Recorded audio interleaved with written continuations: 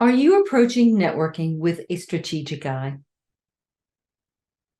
When I went out on my own as a consultant, I had a non-compete agreement, which meant I had to be careful when I was out there networking. I had to be careful with whom I connected. I was open to suggestions, and I started listening to people who said, just start networking. Network anywhere and everywhere. Many people reassured me by saying, there is no bad networking. Just get out there. You never know who you will meet. But guess what? There is bad networking. I wasn't approaching networking with a strategic eye, and that was a big mistake. Hi, I'm Laura Burford. This consulting insight is about networking, but more specifically, it is about strategically networking, which is one of the top 3 strategies I recommend consultants hone. The other 2 strategies, targeted outreach and strategic referrals. But that's not what this video is about. This video is about strategic networking. Strategic networking is one of the best ways for a consultant to connect with people that fit their ideal client criteria. Not only do you get to know them, but they get to know you, which can result in a mutually trusted relationship. In this video, I'll explain what is meant by strategic networking versus just plain old-fashioned networking, and I will provide some steps, actually 7 steps, to help you create your own strategic networking strategy. If you are interested in more consulting insights such as this, subscribe to this channel, and if you click on the bell, you will be notified when the next video is available. If, as you're listening to this video, you find it helpful, a thumbs up would be appreciated. If you are a consultant who's looking to assess your knowledge and skills, consider downloading the consultant assessment document. A link is provided down below in the description area. The assessment document includes yes and no statements, which you can quickly respond to. And if after you complete the assessment, you would like to discuss your assessment results, schedule time on my calendar. A link to my calendar is also down below. So what is the difference between networking and strategic networking? Networking is simply connecting with people. The person could be a neighbor, someone you met at the gym, or a person you met at a networking event. The person may or may not be your ideal client. Strategic networking expands on the general networking concept and kicks networking up a notch. Strategic networking means you purposely decide where you are going to spend your time, where you're going to network, and with whom you network. Strategic networking helps you use your time efficiently and effectively. And strategic networking helps you connect with the right people, people you want to work with, and those that want to work with you. Strategic networking means you hang out where people who are interested in you and what you have to offer also hang out. You make it easy for people to not only find you, but you make it easy for them to connect with you. And as you strategically network, you continually provide value. Without a doubt, strategic networking is one of the best ways to connect with people and one of the best ways to build a consulting business, particularly if you use it in conjunction with targeted outreach and strategic referrals.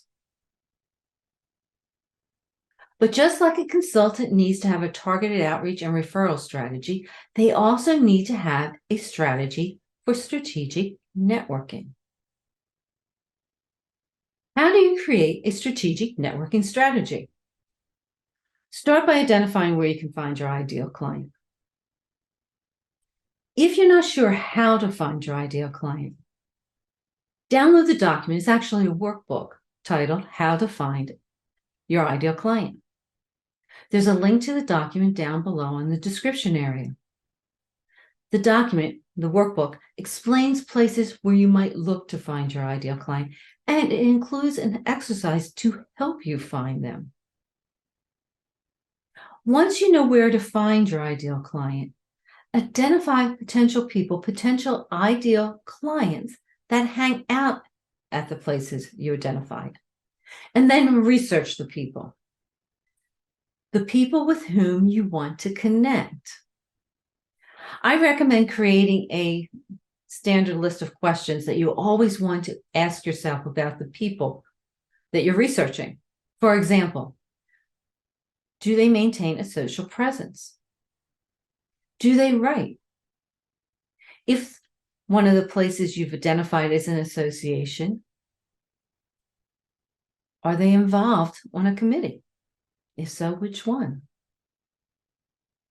As you research the people, continually ask yourself what I believe is one of the most important questions a consultant can and should address when they're trying to connect with somebody. And that question is, why should the person meet or talk with me? It's great that you want to meet with them, but what is in it for them to meet with you? What is the value you are providing to them? With research in hand, spend time preparing to meet or connecting with the people. This includes developing a script and practicing it.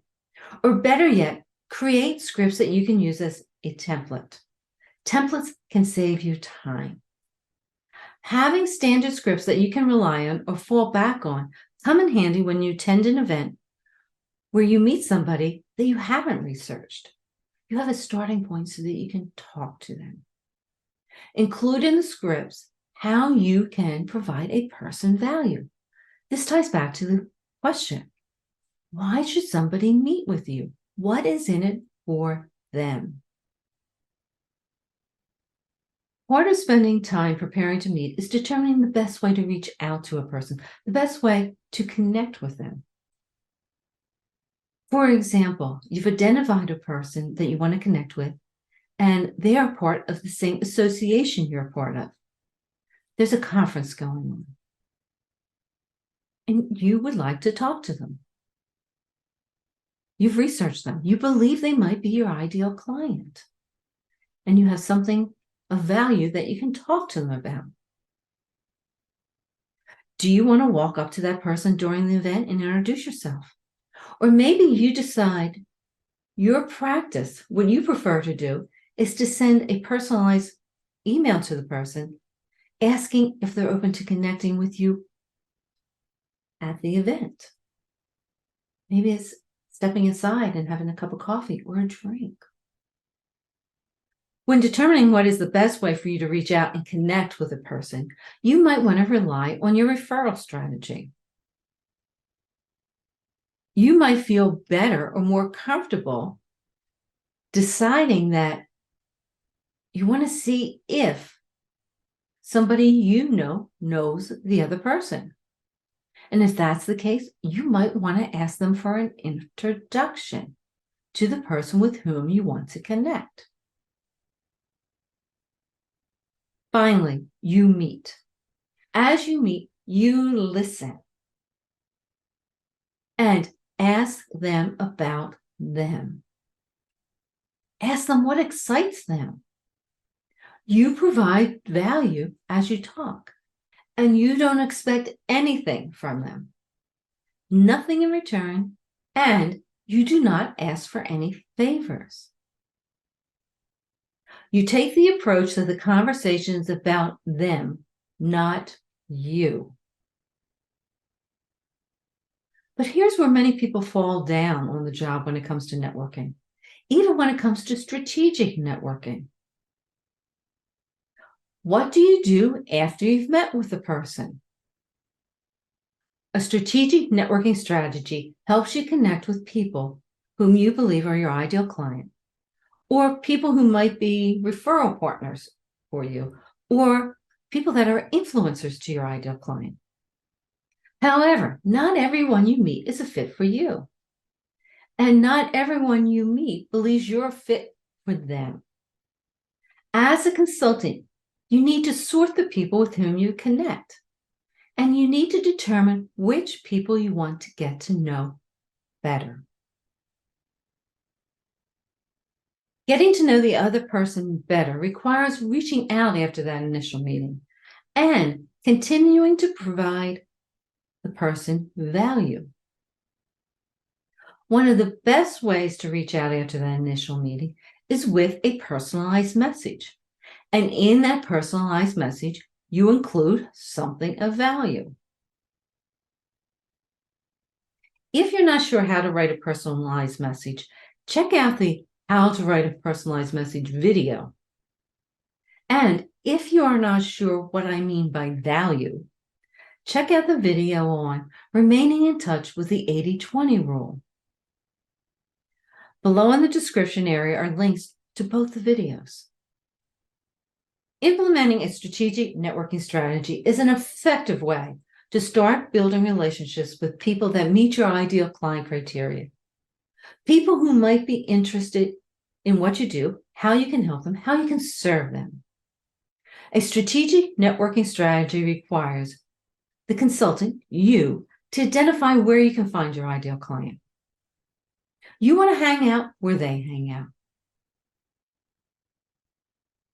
And once you know where you want to hang out, determining potential people that you can find there, that hang out there, and then doing some research. You want to find something out about them. And then spend time preparing to meet with them, connect with them, and determine the best way to connect. As you think about connecting with them, you continually ask yourself, why should they meet with me? What value can I provide them? After you meet with the potential people, the potential ideal clients, or potential referral partners or influencers, you want to sort the people. And I know that sounds a little harsh that you're sorting the people, but you want to determine who you want to get to know better and determine who wants to get to know you better. For those that you want to get to know better, you want to continue building a trusted, meaningful relationship, you reach out. Maybe you reach out with a personalized message or a phone call. But as you reach out, you continue to provide them value. Because building a relationship is not about you, it is about them. You continually think about them and how you can help them. Strategic networking starts a consultant down a path to building a meaningful and trusted relationship with people who might become clients or partners of some sort. There is much more I can say about strategic networking, but let me end with a question. Actually, two questions. And you can comment or leave me a comment in the comment section below. Do you have your own strategic networking strategy? If you do, is it time to revisit your strategic networking strategy? If you need help finding your ideal client, download the document, the workbook that I mentioned earlier. You'll find a link down below in the description area.